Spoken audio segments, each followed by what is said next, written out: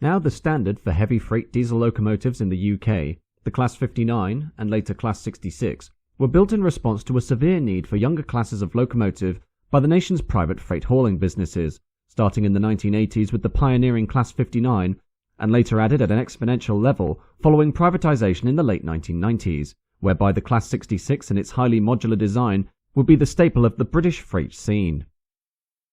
The story of these American imports begins in the early 1980s, where at the time British Rail, the nationalised operator of train services across the UK, provided a motley selection of diesel engines which could haul heavy freight either alone or in pairs, including the low-end Class 20s and Class 31s, the mid-range Class 37s and 47s, and the recently introduced Class 56, which had entered service in 1976 as a dedicated class of locomotive used for the merry-go-round coal runs between collieries and the various coal-fired power stations of the British Isles, a total of 135 of these engines being delivered until production ended in 1984.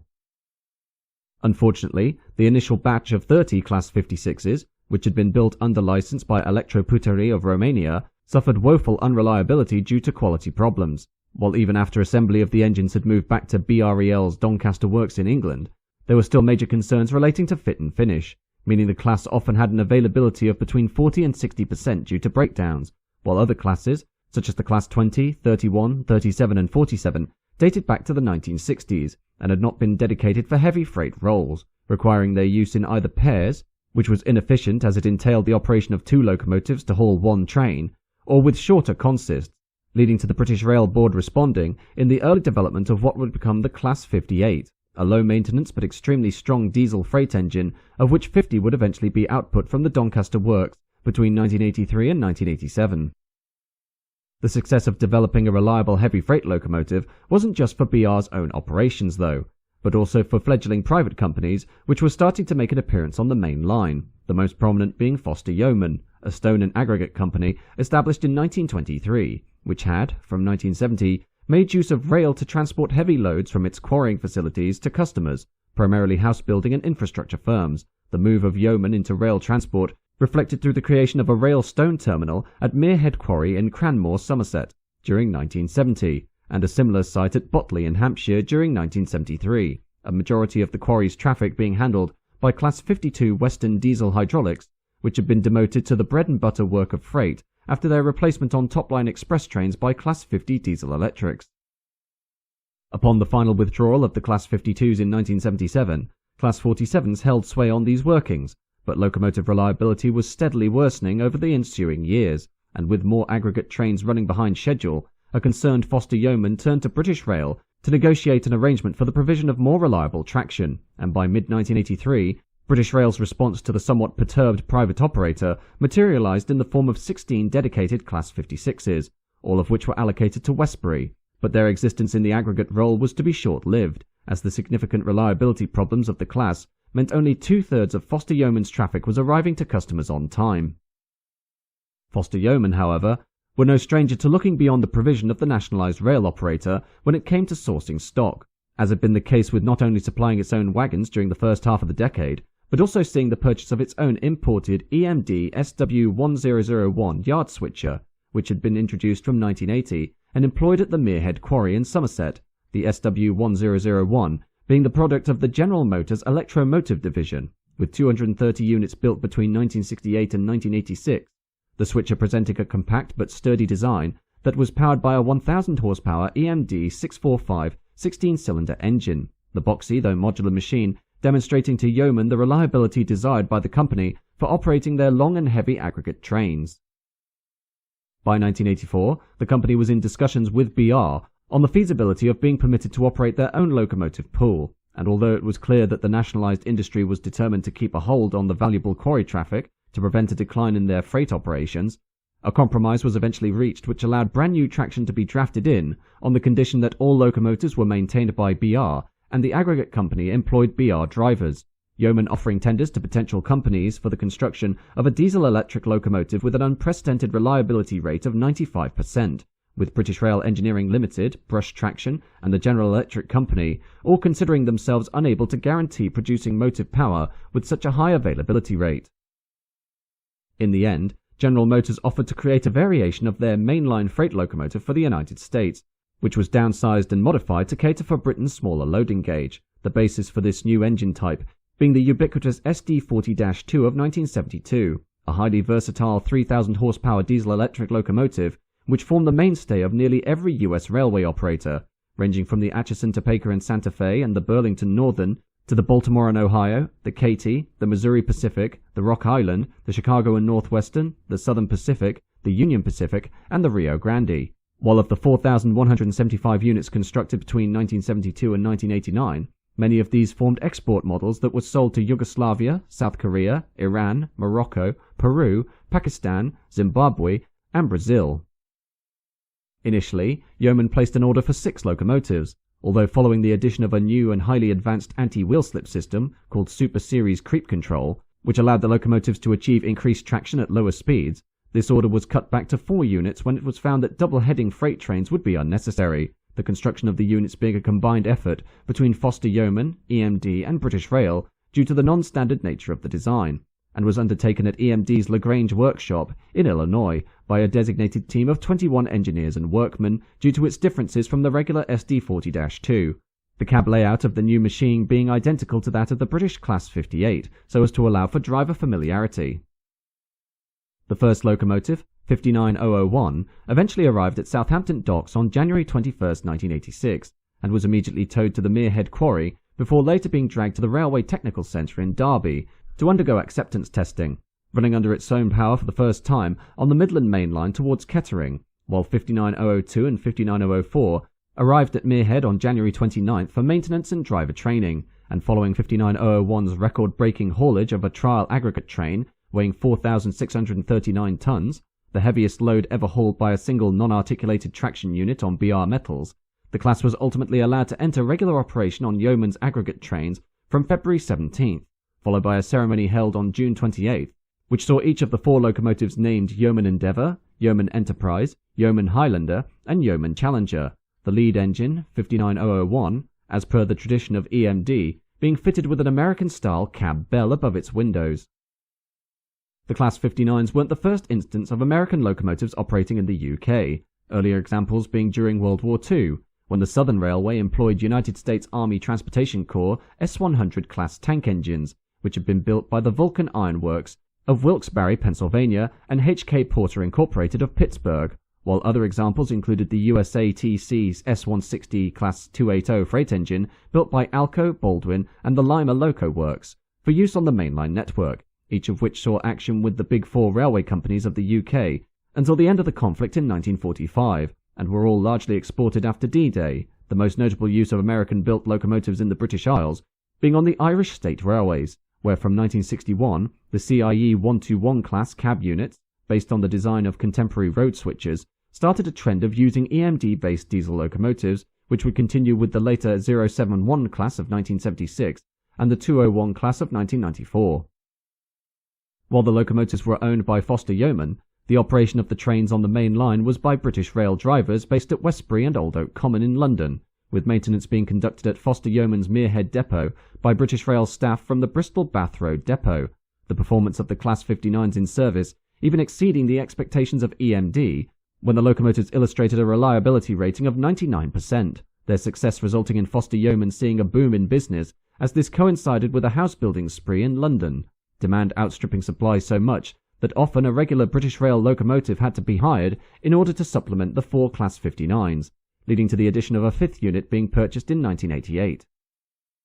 The incredible performance and abilities of the Class 59 were seen with great envy by rival aggregate firms, most notably the Mendips-based Amy Roadstone Corporation or ARC Southern, which ordered 4 examples of the Class 59 in 1987 to work shifts such as the once daily Allington near Maidstone to Stoke Gifford empty aggregate hoppers run, the main differences between the original Class 59s and ARC's batch of 4 locomotives being a revised light cluster arrangement to meet UK standards, while 59104 was experimentally fitted with additional yaw dampers inboard of the cab steps, the first of these units, built by EMD's works in London, Ontario, being delivered in October 1990, and were named after villages in the Mendips, village of Waitley, village of Chantry, village of Mells, and village of Great Elm.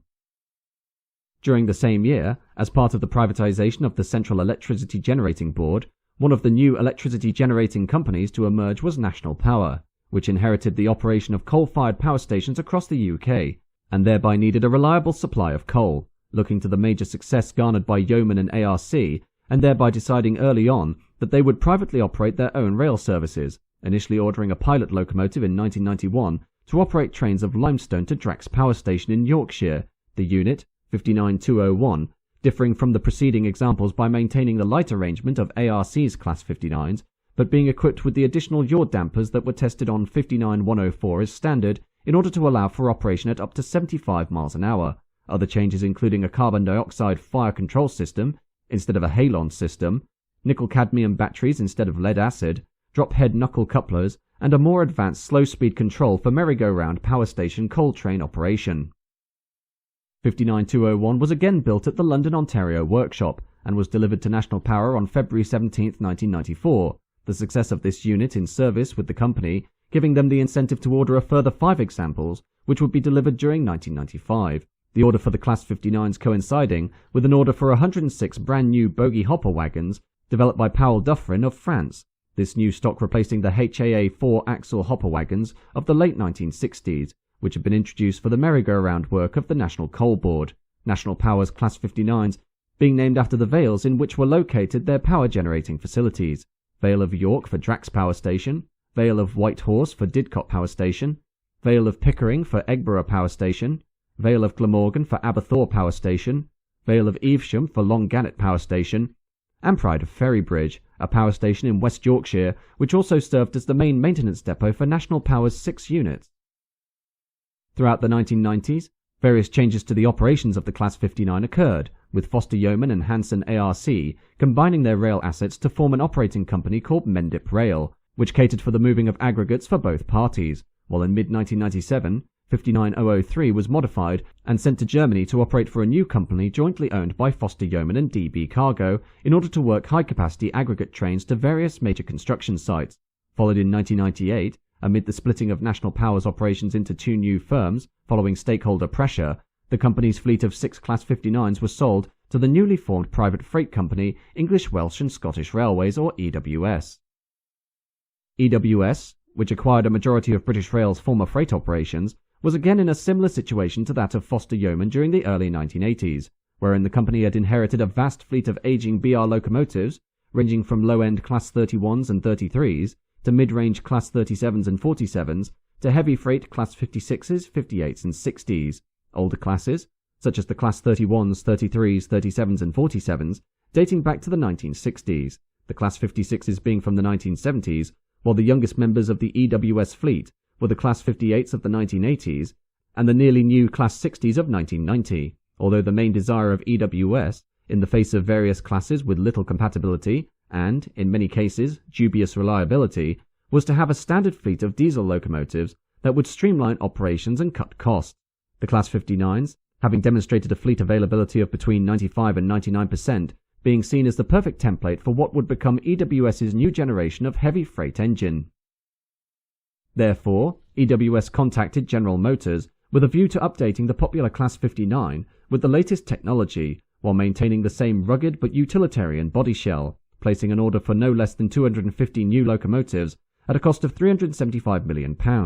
these being initially designated the Class 61 but later changed to the Class 66, and represented the biggest single investment ever made for an order of locomotives. The Class 66 is being assembled at the London Works, with the frames of the first 2 examples being laid on May 18, 1997, followed by the official handover of Class Pioneer 66001 on March 23, 1998, 18 months before the scheduled delivery was expected to begin, the locomotive being hauled to New Jersey, where it was promptly placed aboard a ship bound for Immingham and later dragged by Class 56, 56018, to the adjacent engine shed for evaluation. The first freight train hauled by a Class 66 took place on May 27, 1998, after months of evaluation at the Derby RTC, and thanks to the easily assembled modular design of the class, General Motors was able to complete delivery of the order in an amazing timescale, with the last 11 of the 250-unit order being delivered at Newport Docks in Wales on June 18, 2000, a highly impressive total delivery time of exactly 26 months for the entire EWS batch, illustrating efficiency that far exceeded that of the domestic BREL and brush traction, which took 7.5 years to deliver 105 Class 56s for the former, and 4 years to complete 100 Class 60s for the latter, all Class 66s being initially allocated to Toton Depot near Nottingham, although in November 2000, EWS split its locomotives into regional pools, and the Class 66s were allocated to 6 depots at Cardiff in South Wales, Eastleigh near Southampton, Immingham in Lincolnshire, Motherwell in southern Scotland, Thornaby near Middlesbrough, and Toton in the East Midlands. The general design of the Class 66 comprises a co-co configuration rated at a 75 mph top speed, thanks to its General Motors 12N 710 G3B EC 2-stroke engine rated at 3,200 horsepower, which, while less powerful than the Class 60, makes it stronger than the Class 47, 56 and 58. Its 6,550-litre fuel tank, giving it a range of 1,200 miles between refuelings, and resulting in an overall weight of 126 tons. Shifts for the Class 66, due to their flexibility and reliability, seeing each unit spend a minimum of 3 months at work between routine checks at their allocated depot, the manufacturer's guarantee being that each locomotive would present a 95% availability, aim for a minimum of 180 days mean time between failures, and travel 1.6 million kilometers between major rebuilds, equivalent to 18 years service, with each major rebuild costed at around £200,000.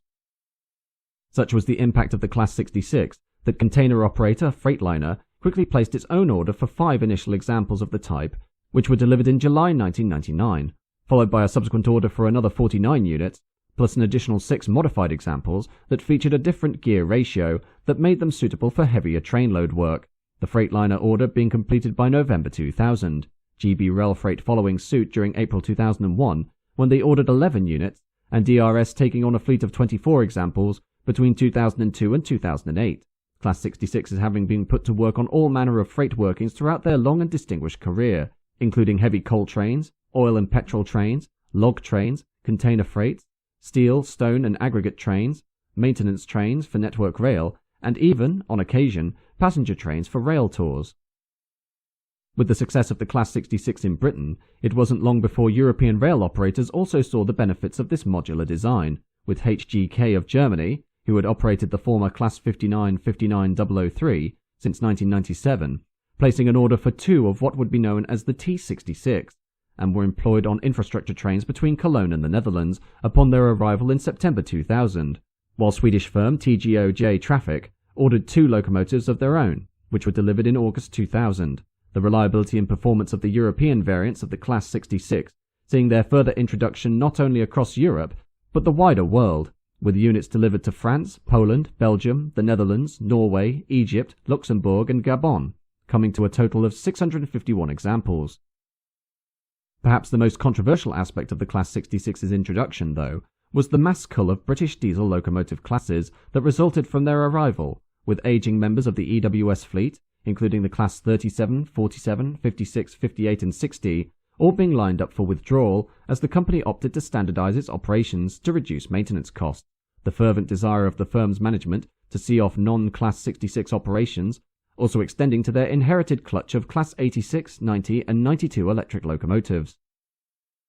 The result was a mixed bag, as the replacement of older classes of locomotive, which dated back to the 1960s and 70s, such as the Class 37s, 47s and 56s, could be largely justified, although the controversy of EWS's corporate decision truly began to rise when it came to the mass storage or outright withdrawal of classes which were nearly brand new, including the Class 58 of the 1980s and the Class 60s of the early 1990s, which were around 10 to 15 years old by the time EWS began to whittle down their numbers on a large scale, the Class 58s being removed in their entirety, with members either sold for scrap or exported to Europe to partake in high-speed railway construction, while up to 50% of the 100-strong fleet of Class 60s were left to languish in store at locations such as Toton, despite the fact that they were barely run in when it came to heavy freight work and could have easily supplemented Class 66 operations. Another controversial move was the introduction of Class 66s to essentially replace electric locomotives on a majority of services, either on the West Coast Main Line between London, the North West and Scotland, or the former southern region on the run between Wembley Freight Yard and Dollond's Moor at the English end of the Channel Tunnel, replacing not only the older Class 86s of the 1960s, as well as the unique Class 87-1, 87-101 Stevenson, but also the Class 90s of 1988 and the brand new Class 92s of 1993, the latter of which were extremely complex but highly innovative and powerful machines that performed a dual voltage role and cost up to £2 million per unit, a majority of Class 90s being placed into storage at the Crewe International Electric Maintenance Depot, where many members remain after nearly 2 decades out of work, while Class 92s were either stored or exported to foreign rail operators such as Bulgaria, the result being diesel-powered locomotives operated for either all or a majority of their journey under the electric wires. At the same time, the Class 66's design has been viewed dimly by many members of the railway community, most notably the British Train Drivers' Union ASLEF, who cited that the engines were unfit and unsafe to work in due to excessive heat, noise levels and poor seating, proposing in April 2007 a ban on their members driving the locomotives during the summer, as during the previous year it was claimed that due to the poor air conditioning of the engines, many drivers had become disorientated and thus resulted in several signal passed at danger or SPAD incidents, leading to EWS, GB Railfreight and Freightliner investigating improvements in the cab environment, and thus leading ASLEF to withdraw its proposed industrial action. Since its introduction, 13 Class 66s have been involved in accidents, the first and most serious being that of February 28, 2001, when Freightliner 66521, hauling a loaded coal train from Immingham to Ferrybridge at Great Heck near Selby, was struck head-on by the derailed driving van trailer of a GNR Intercity 225 set after it had struck a Land Rover and trailer that had become trapped on the main line. The subsequent 142 mph closing speed of the collision, the highest speed train crash in British history, upending the locomotive and sending it tumbling upside down into an adjacent garden, the accident claiming 10 lives, including the driver of the Class 66, Stephen Dunn, although train driving instructor Andrew Hill survived with severe injuries. On January 4, 2010, due to snow and ice build-up between the wheel brake blocks, DB Schenker Class 66, 66048, hauling a Stobart rail container train, ran away as it descended the 1 in 60 gradient from Schlock Summit on the Highland Main Line, and was subsequently derailed by trap points at the northern end of Carbridge Station in Badenoch and Strathspey, leading to a large pile-up and the locomotive being written off, although fortunately no one was injured. On June 28, 2012, GB Railfreight operated 66734, working the North Blythe to Fort William Alcan tanks, jumped the tracks at Loch Treig in Scotland and tumbled down an embankment, coming to rest just below the railway. The precarious and isolated situation of the derailed locomotive being such that after a lengthy discussion between Network Rail and the locomotive's owner, Porterbrook, it was agreed that the engine would be cut up in situ, and thus over the course of several weeks, a special recovery team was sent to disassemble the machine and recycle its parts as spares. The latest incident involving a Class 66 took place on December 24, 2021, when travelling along the Thames Haven line near Stanford-le-Hope in Essex, a Hams Hall to London Gateway container train derailed at low speed when the 12th wagon jumped the tracks, causing the subsequent derailment of a further 4 container wagons, the incident causing no injuries, but led to extensive damage to the track and signalling equipment inside the boundary of the London Gateway container port, closing the main rail connection to one of England's main freight hubs until January 4, 2022. Today, all Class 59s remain in regular operation up and down the country, with all units, aside from the repatriated 59003, being at work with Freightliner, 59003 itself being in the employ of GB Railfreight, while for the Class 66s, these continue to be the highly flexible mainstay of rail operations both in the UK, Europe and across the world, seeing work with 5 UK rail operators and 27 foreign train companies, making them one of the most widespread diesel locomotive classes ever built. To summarise, the impact of the Class 59s and 66s on the operation of the UK rail network was beyond profound, as aside from their flexible and compact but powerful nature, the units presented an easy-to-maintain and highly advanced modular design that was delivered in a phenomenally short space of time, quickly establishing themselves as the backbone of Britain's heavy freight operations and even seeing widespread success abroad, maintaining its standard of durability even over 20 years after they were first introduced.